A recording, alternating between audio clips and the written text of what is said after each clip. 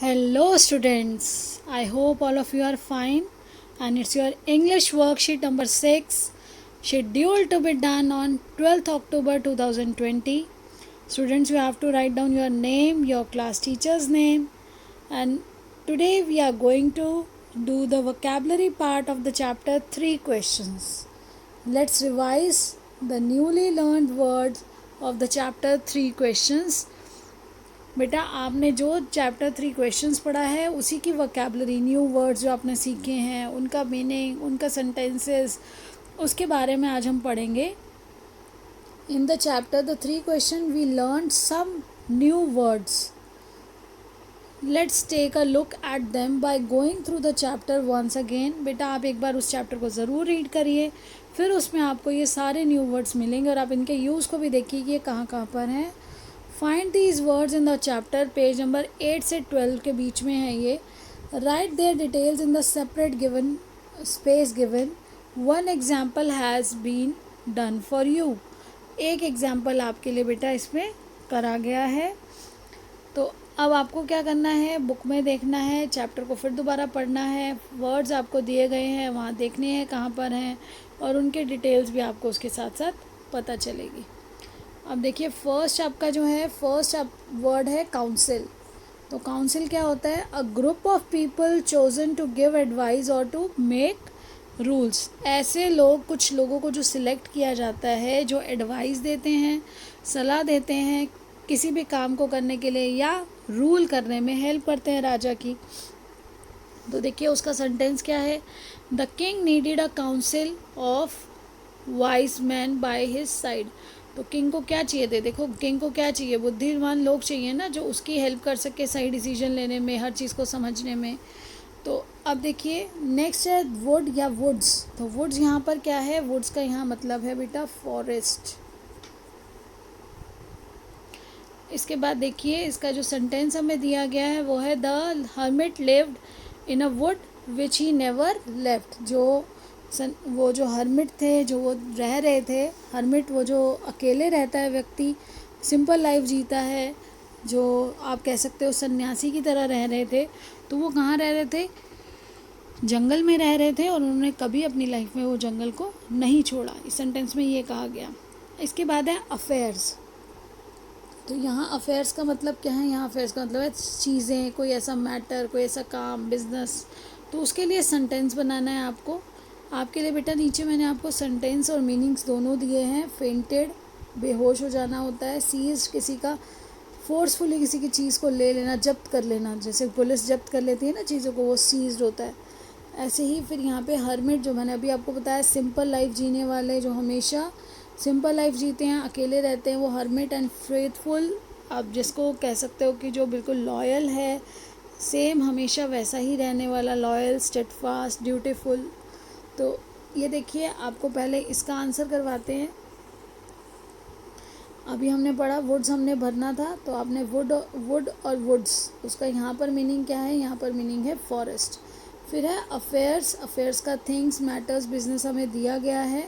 The most important affairs are to do good. बेटा ये do जो है, टू डू, ये डू दिखाई थोड़ा सा छोटा मिक्स लग रहा है, तो यहाँ to do good to others. इसके बाद देखिए बेटा फेंटेड. फेंट हो जाते हैं, कहते हैं ना फेंट हो गया, बहुत ज़्यादा व्रत रख लिया, बहुत ज़्यादा काम कर लिया, तो फेंटेड, बेहोश हो गए. तो लॉस्ट कॉन्शियसनेस, कॉन्शियस नहीं रहता. After a long period of workout the player got fainted. बहुत लंबे समय तक वर्कआउट करने से, एक्सरसाइज करने से एनर्जी लेवल डाउन चला गया, तो प्लेयर क्या हो गया? बेहोश हो गया. The player got fainted. इसके बाद नेक्स्ट वर्ड है सीज्ड. तो सीज का मतलब होता है टुक बाय फोर्स. बेटा जिसको आप हिंदी में कहते हो जब्त कर लेना, किसी की चीज़ को ले लेना forcefully. The police seized all the properties of burglar. Burglar कौन होता है? जो चोरी करता है, थेफ्ट करता है, रॉबरर होता है, जो बिना किसी की परमिशन के इलीगल किसी की चीज़ों को ले लेता है. तो पुलिस ने उसकी सारी चीज़ें क्या कर ली? जब्त कर ली. The police seized. तो आप जो वर्ड यूज़ कर रहे हैं उसके नीचे अंडरलाइन भी कर देंगे कि ये वर्ड यहाँ पर यूज़ हुआ है. उसके बाद है हर्मिट.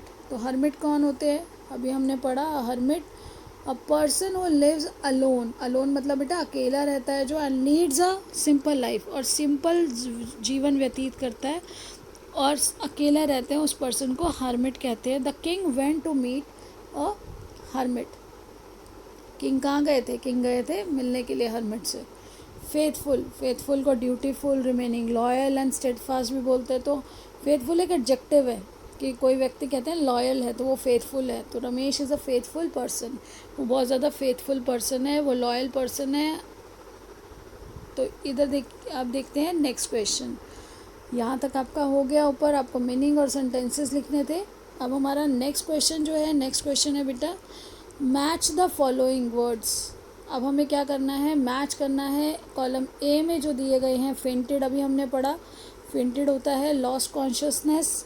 देन वुंडेड, वुंडेड क्या होता है?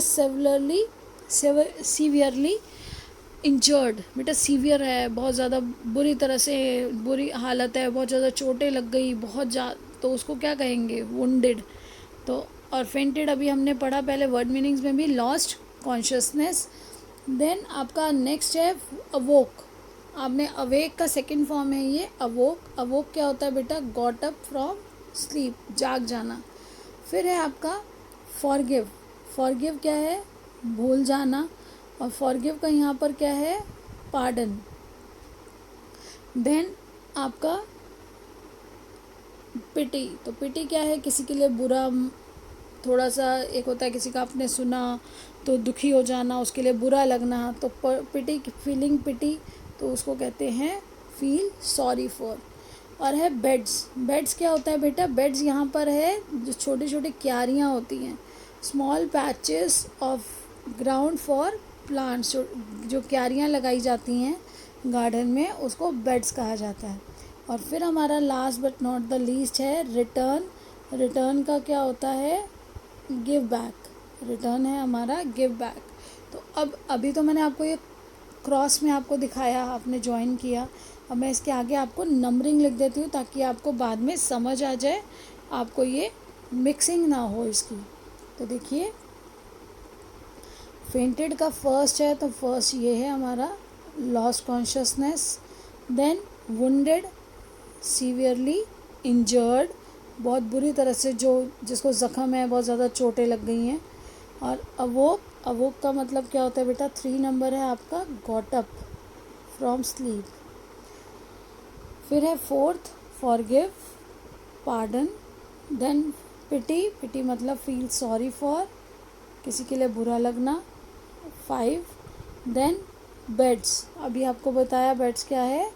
क्यारियाँ जो होती हैं गार्डन में, उसको बेड्स कहा जाता है। Small patches of ground for plants. Yes. अब है रिटर्न। तो रिटर्न क्या होता है? किसी चीज़ को वापस देना, गिव बैक। ये आपका हो गया रिटर्न। तो आप इसको नोट कर लीजिए, अदरवाइज इसका स्क्रीनशॉट ले लीजिए और इसको समझ के आप चैप्टर ज़रूर पढ़िए बेटा। चैप्टर को बिना पढ़े काम नहीं चलेगा, आप चैप्टर ज़रूर पढ़िएगा। अब चैप्टर को गो थ्रू करेंगे तभी आपकी अंडरस्टैंडिंग अच्छी होगी। और उसमें इन वर्ड्स को ढूंढिए, फिर इनके मीनिंग्स को आप कॉपी में नोट डाउन करिए, इनके सेंटेंसेस बनाइए। आपने जो सेंटेंसेस ऊपर जैसे बनाए हैं उसमें से फेंटेड ऊपर है, बाकी आपके नहीं है, तो आप इन वर्ड्स के भी सेंटेंसेस अपने आप बनाइए ताकि आप इन्हें अच्छे से यूज़ भी कर सकें और आप इसको हमेशा के लिए आपके वोकैबुलरी में ऐड ऑन हो जाए।